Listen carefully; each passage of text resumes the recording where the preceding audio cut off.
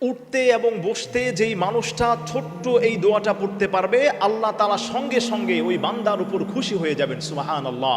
আমার প্রিয় ভাইয়েরা, আমার প্রিয় মা বোনেরা, আমরা এমন এমন কাজ করে ফেলি সমাজের মধ্যে, এমন এমন কাজের সঙ্গে আমরা সম্পৃক্ত হয়ে যাই, যার কারণে আল্লাহ তাআলা আমাদের উপর অসন্তুষ্ট হয়ে যান।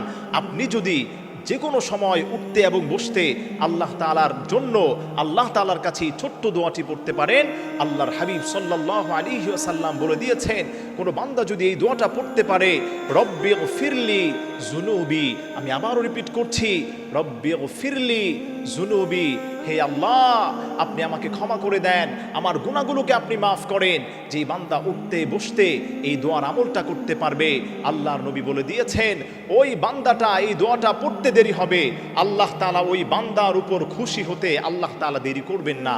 এজন্য আমার প্রিয় ভাইরা, আমার প্রিয় মা বোনেরা, আসেন এই ছোট্ট আমলটি আমরা করতে চেষ্টা করি। রব্বিগফিরলি যুনুবি, রব্বিগফিরলি যুনুবি। উঠতে বসতে আপনি এই দোয়াটা আপনি বেশি বেশি পড়বেন, আল্লাহ তাআলা আপনার উপর সন্তুষ্ট হয়ে যাবেন, আপনার গুনাহগুলোকে আল্লাহ তাআলা মাফ করে দিবেন, আপনার সম্মানকে আল্লাহ তাআলা কোটি কোটি গুণ বৃদ্ধি করে দিবেন।